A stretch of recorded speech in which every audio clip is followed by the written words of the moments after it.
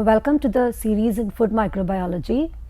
In the last lecture, we saw the specifications for a microbe to be used as an indicator organism and how coliforms can be used as an indicator. We also saw how to test for the safety and quality of the food based on the presence of coliforms as an indicator. What are the normal testing procedures which are used in the lab? Let us see the other microbial indicators which are normally used. Enterococci. Over 22 species of the genus Enterococcus are recognized. Escherichia was the first to describe the organism which is now called as Enterococcus faecalis, which he named as Micrococcus ovalis in 1886. The pertinent features of the classic Enterococci that led to the use as a pollution indicator for water are the following. Number one, Enterococci generally do not multiply in water, especially if the organic matter content is very low. So, unless the water contains a high amount of organic matter, which can be fecal or sewage contamination, Enterococci will not multiply, they will not be present. So, if you see a high amount of Enterococci, it automatically means that the water has organic matter. Generally, it is less numerous in human fecus than E. coli, with ratios of the fecal coliforms to Enterococci of 4.0 or higher being indicative of contamination by human feces.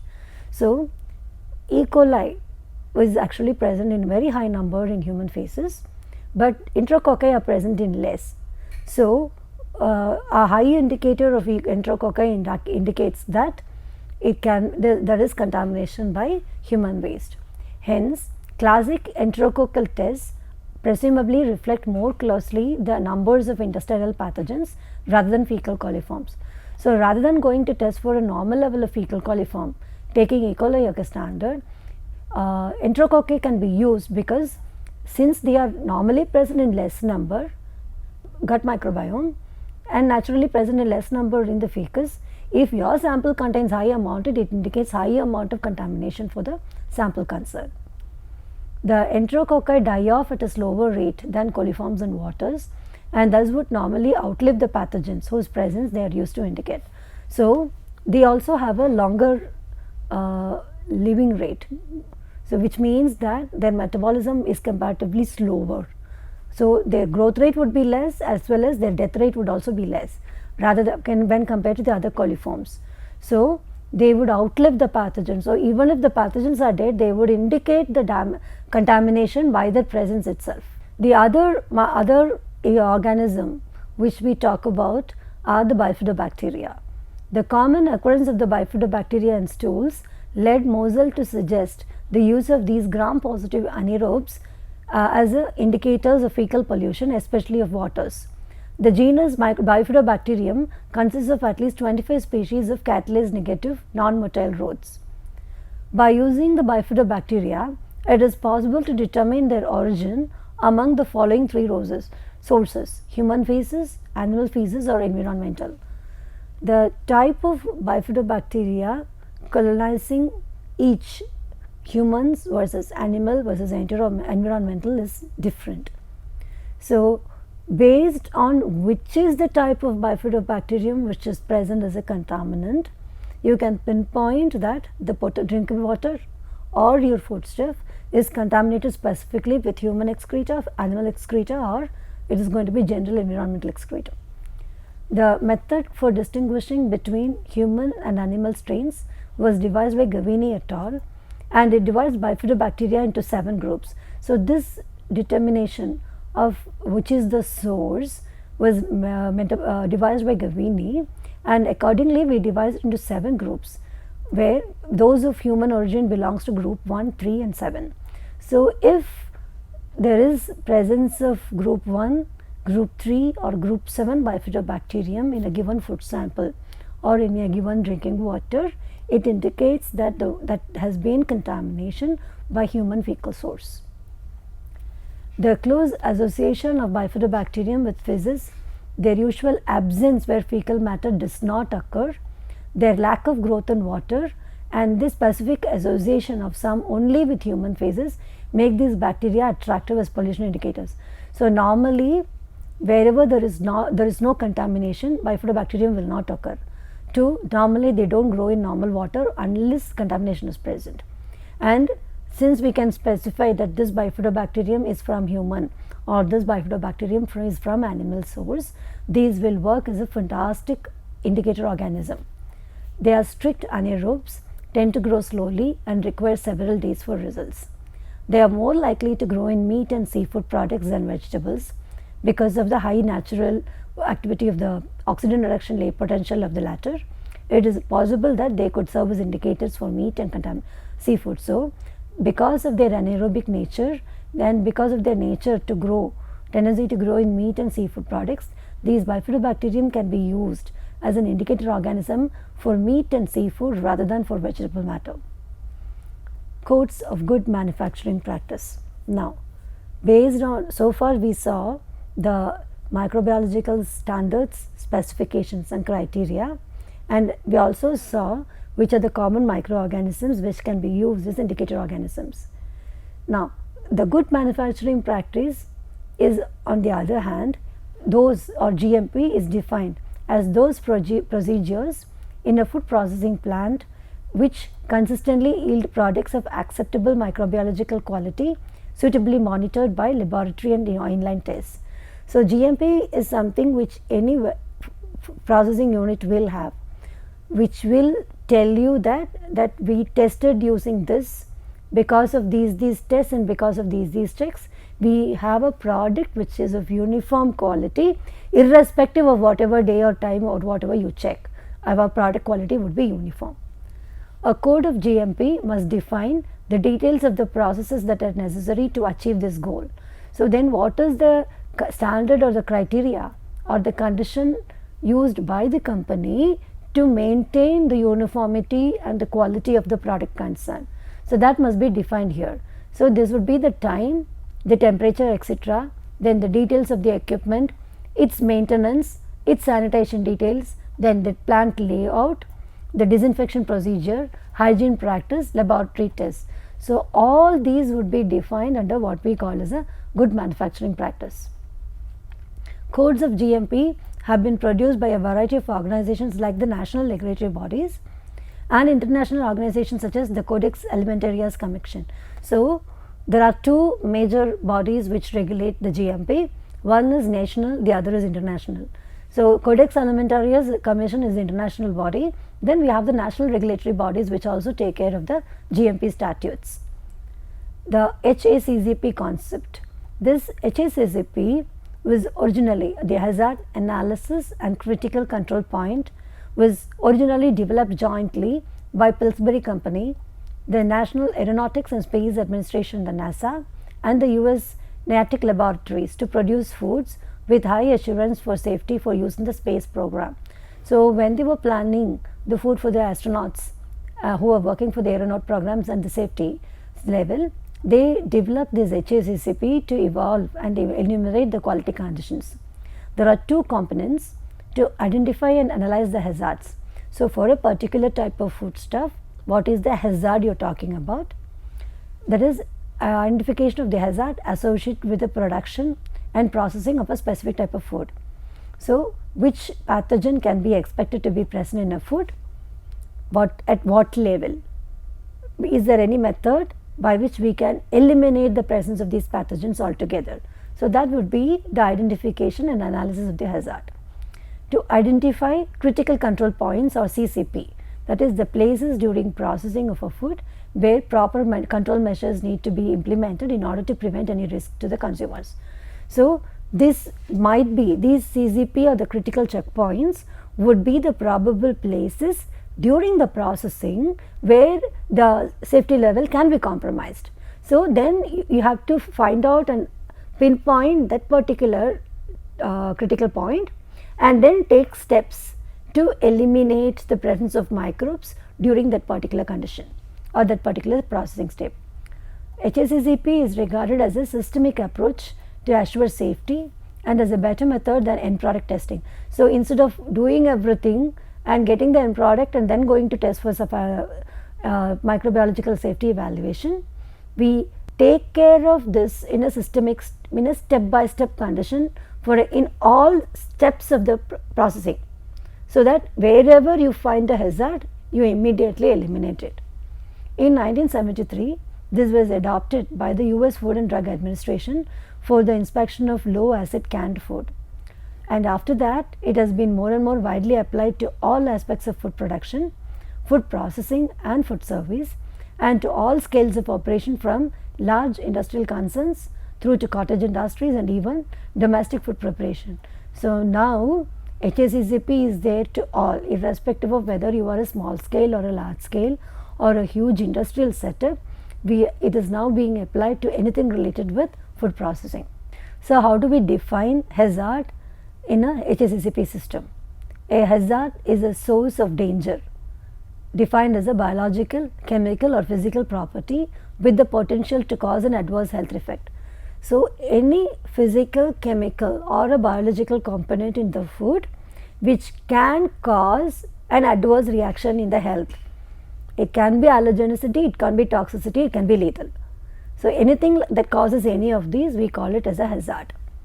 And the individual hazards can be assessed in terms of their severity and risk. Now, risk is an estimate of the likely occurrence of the hazard. For example, Clostridium botulinum is more a severe hazard because it is a lethal, its toxin is lethal, causing death. Epidemiological evidence shows that the risk it poses is very low. So normally its presence in the food is actually very less. So, but even if it is present in very less conditions, it can be toxic. So it is a severe hazard. Hazard level is very high because if it is present, it is lethal. But the probability of it occurring is very less, so risk level is less. So factors such as hygienically designed high plant and premises, effective cleaning regimes, employee hygiene, pest control, etc. provide the necessary foundation on which a successful HACCP system can be built. National and international bodies seem to have settled on an agreed definition based on 7 principles. HACCP has 7 accepted principles all over the world. 1 is conduct a hazard analysis. 2. Determine the critical control points. 3. Establish the critical limits. Establish a system to monitor the control of the CCP. Establish corrective action to be taken when monitoring indicates that a particular CCP is not under control. So if you have to take a corrective action during monitoring, it means that the critical point is not being controlled.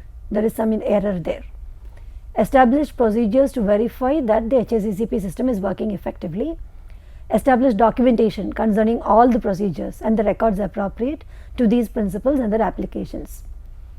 So when we look at the steps, first you have to assemble an HACCP team. This HACCP regulatories and the critical CCP points will be different based on the type of or the source of the food and the processing procedure. So describe the product, identify its use, intended use, then you construct a flow diagram, you have an on-site confirmation of the flow diagram, list all the potential hazards for the particular product, conduct a hazard analysis. So this would be the principle 1, list all the potential hazards. Then determine the control measures, determine CCPs, which is principle 2, then establish critical limit for each CCP, what is accepted, below, above. So that would be principle 3. Establish a monitoring system for each CCP, that is principle 4. Establish a corrective action for the deviations, which is principle 5. Establish a verification procedure, principle 6. Establish the documentation. So for all this you should have documentation and proof, that would be principle 7. So when we take each principle, the possible hazards that exist for a specific food or an ingredient from a pathogenic microorganism and the toxin is determined here in principle 1. This would be performed in 2 segments by ranking the specific food into 6 categories and by assigning each a risk category on the basis of ranking. So the specified food would be ranked, and for this ranking we have 6 categories. Then for each of this rank we will assign a risk, then we will analyze the risk. So for this the ranking, the hazard categories is 1. Does the food contain microbiologically sensitive ingredient? 2. Does the processing method contain a step which will completely eliminate all the microbes? 3.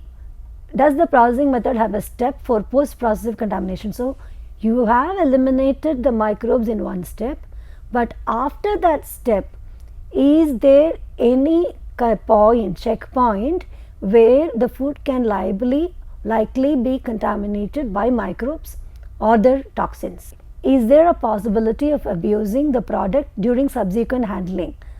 After the product is formed, during the packaging, transportation, during the display at the retail store, handling. So, in all these conditions, would the product be abused? Meaning, have a risk of getting microbial contamination. Is the product after packaging given an effective heat treatment? So, once you pack, do you heat treat it so as to eliminate even the microbes which could probably have been contaminated the food after that, before consumption? So, based on these 6 answers to these questions, we will indicate the hazard. Hazard A, a non-sterile food intended for consumption by high-risk consumers. So, high-risk consumers are those whose immune system is compromised.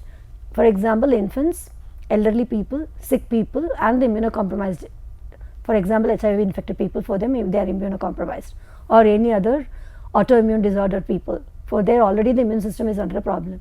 So, is the food which is non-sterile, do these people consume it?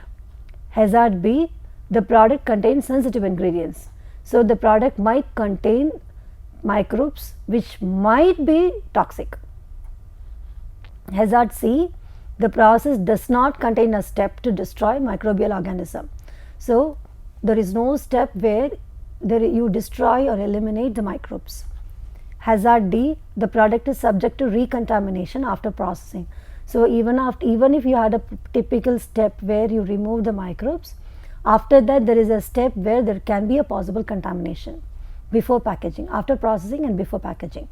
Hazard E, the possibility exists for abuse before consumption that can render the product harmful. Hazard F, the product is not given a terminal statement.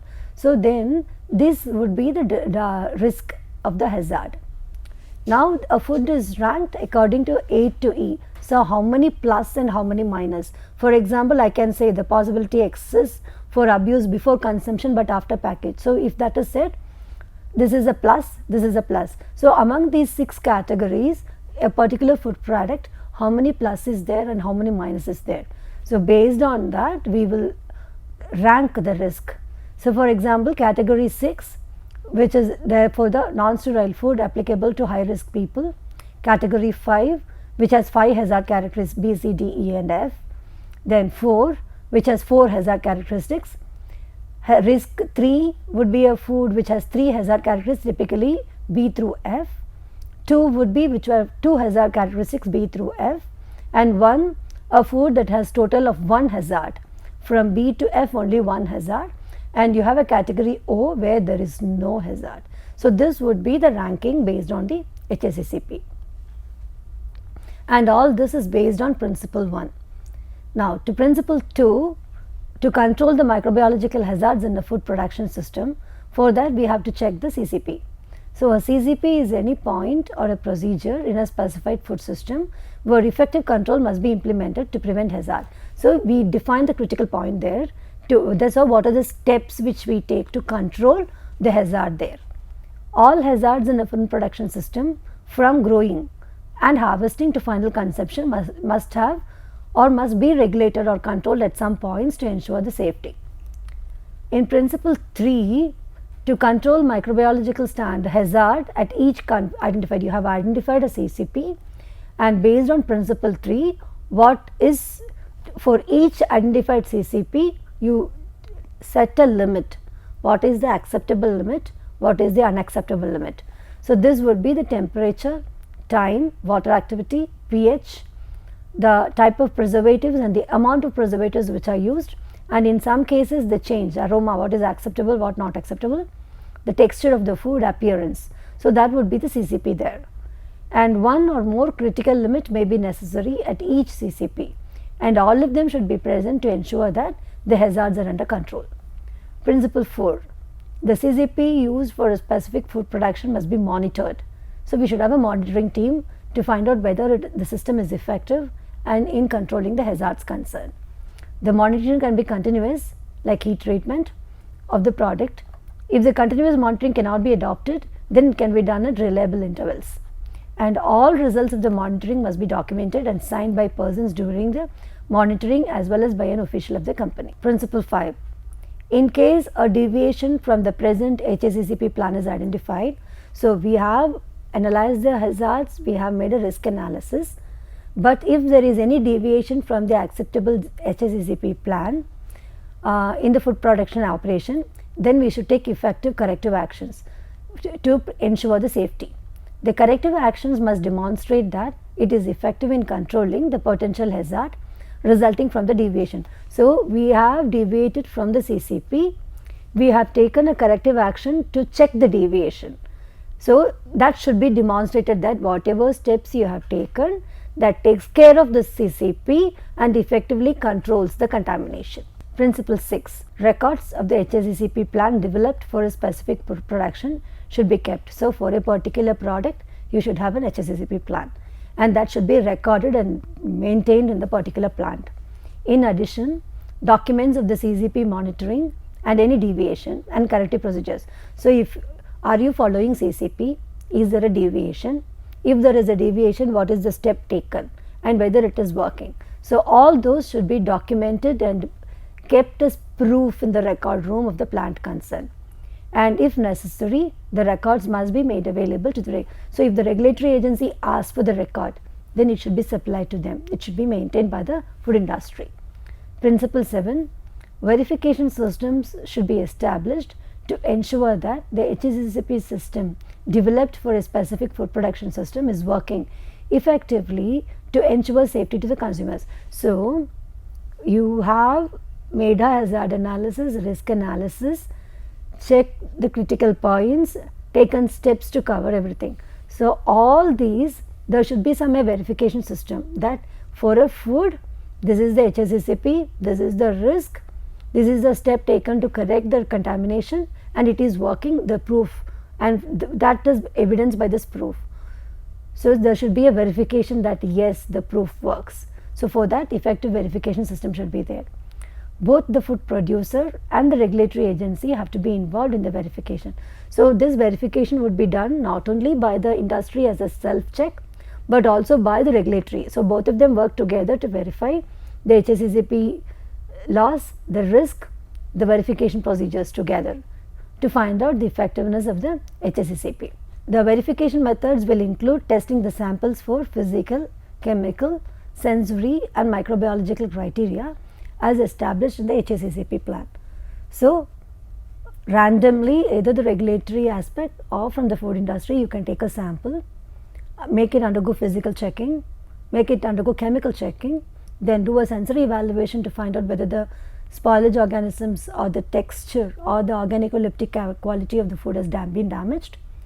The physical and the chemical methods would show either the breakage of the product concerned. The chemical methodology can tell you whether any chemicals, the metabolites, because of the spoilage organisms which are present in less number, their metabolites may be present in small amounts as traces, which will be indicated as a chemical there. So the chemical test would identify those. Then the final microbiological criteria, the various tests for the identification of the spoilage or the foodborne pathogens, their identification, enumeration, how did you pinpoint that it is this organism, then if their toxins are present, which is the test you did to identify that. So all these would be established in the HACCP plan. So as a summary, in a biological hazard category, the main objective of the HACCP system is to provide a high degree, and this high degree should be close to 100% of assurance that a food is ready to be consumed and it will be free of pathogenic microorganisms or the toxins. So the first, when we talk about biological, remember when we talked about hazards, we said physical hazard, chemical hazard, biological hazard. So in the biological hazard system, the assurance should be close to 100%, and this assurance should tell you that the food can be consumed without any issue. It is free from all pathogenic organisms as well as the toxins, and that assurance should be close to 100%. However, the same principle can be applied to design control of spoilage occur organisms in food, especially for those expected to have an extended shelf life. So, the food is safe because pathogen is not there, but that does not mean that other spoilage microorganisms can be present in those. So, but you can act with the same thing, almost 100% assurance safety level can be implemented and designed to control even the amount or the level of the spoilage microorganisms. In such case, if you control it, the shelf life of the food can be enhanced. The International Organization of Standardization, the ISO 9000 series, standards can be used to supplement the HACCP system and develop effective process control and product process assurance. So, along with the HACCP criteria, the 7 principles, the CCPs, its verification and specifications, we have the ISO 9000 series standards also, which can go hand in hand to develop a system which is effective, which will control and optimize the process and then assurance system together. So, ISO 9000 plus HACCP will go hand in hand together in this particular condition. And finally, the HACCP system can be combined with the hurdle concept of the food preservation for the effective control of pathogenic and spoilage microorganisms for foods that are otherwise could not be produced commercially. Along with HACCP, if we take the hurdle concept, that is, hurdle concept is, or we saw earlier, we will combine the extrinsic and the intrinsic factors controlling the microbial growth in a particular food in such a way to combine what we call as a hurdle technology to increase the shelf life of a particular product. So, along with the hurdle technology, if we combine the HACCP system, then the proliferation of the pathogenic and the spoilage organisms can be controlled, even in food which otherwise cannot be, these type of food, especially those which are home cooked, which cannot be produced in a mass scale because it is difficult to control microbial spoilage. Such food can be commercially available if you can combine the HACCP system along with the herding constant. But for combining these two, lot of standardization is required.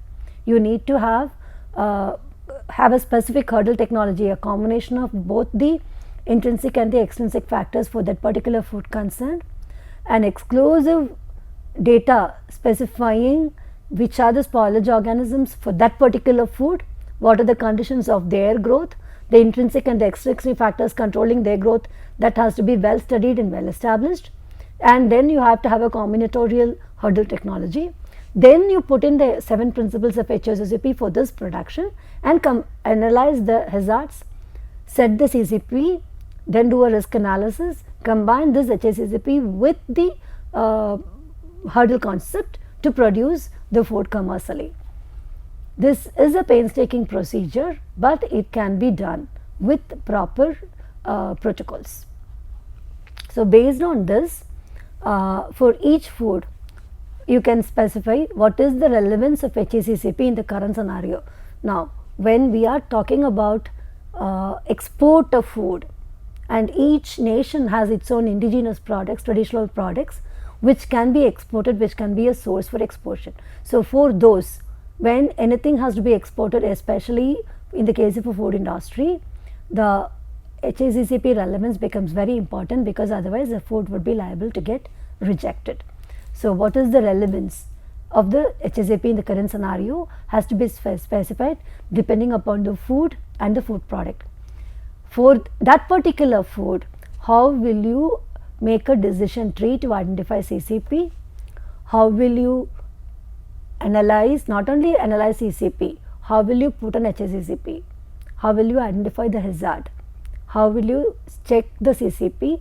Then if you deviate from the CCP, how will you satisfy the condition? So, all these would have to be studied based on the food and the food product we are talking about. Thank you.